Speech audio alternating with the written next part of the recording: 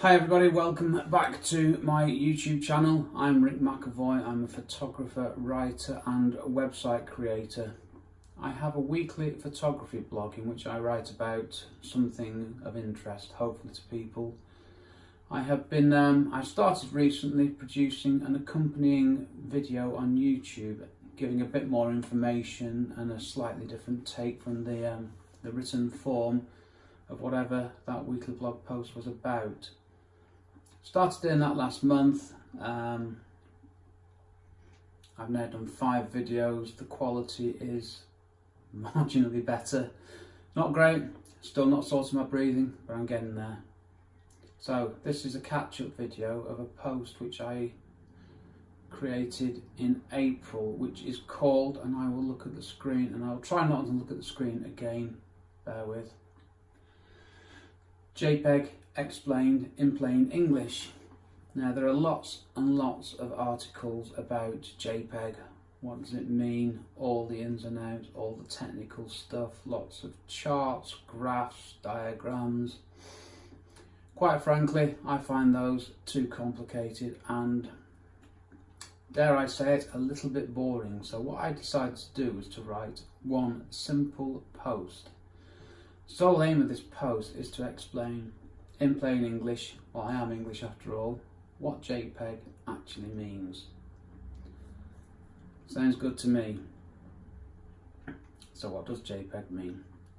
JPEG stands for, I'm never sure if it's an acronym or not. I said it's an acronym, but I got pulled up before in an article on Improved Photography for saying this was an acronym, and somebody said that's not an acronym, it's an abbreviation. So, the 4 letters, JPEG, JPEG. Anybody who knows anything about photography probably knows all about JPEG as a file format for taking digital photos. But how many people know what this actually stands for?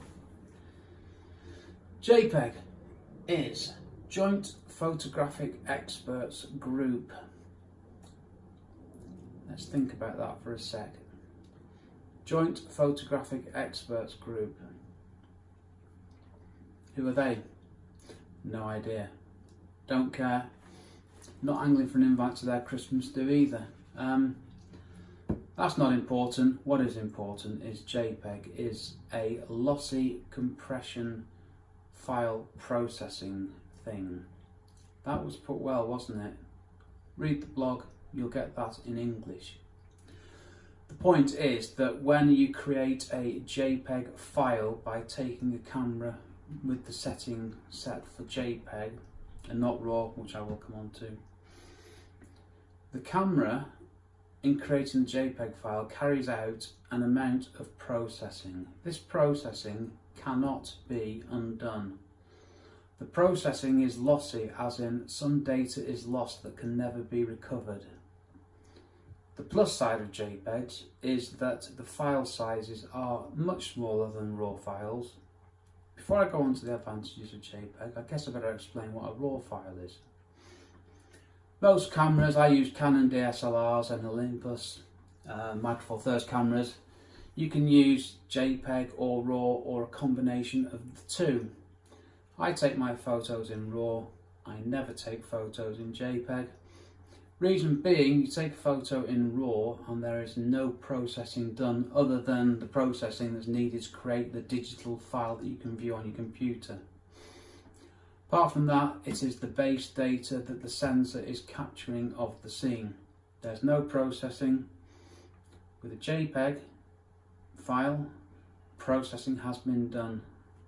There are adjustments made to the colour, the tones, the brightness, the contrast, the sharpness, even the white balance. None of these things can be undone. They can be adjusted, sure, in Lightroom, Photoshop and the rest, but they cannot be undone. And there is a loss of data, like I said, which results in a loss of quality. Can you see that loss of quality? Possibly not, probably not. But I want to capture the maximum amount of data I can, so I will always shoot in RAW. Disadvantage of RAW? Do I explain it here? I might not do. Disadvantage of RAW is that you need specialist software such as Lightroom and Photoshop to view it. If you're a member of the public who's got no interest in photography, send you a RAW file, you won't be able to open it. Not much use that, is it? So as photographers, not a problem to us, but for non-photographers, we need a universal file format.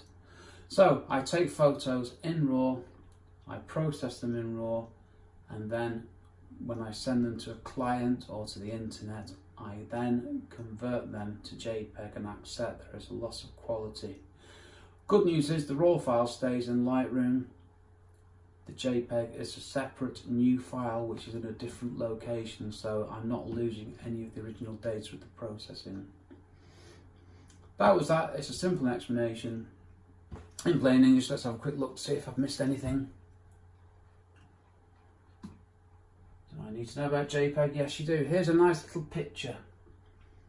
This is a RAW file taken lacquer in Paxos, courtesy of my other website, paxostravelguide.com. Sorry, I had to get that one in. There's a RAW file. It's a bit flat and dull. It's possibly not the best example. There's a JPEG. Not doing anything to it. Brighter, more vibrant, more interesting, less dull.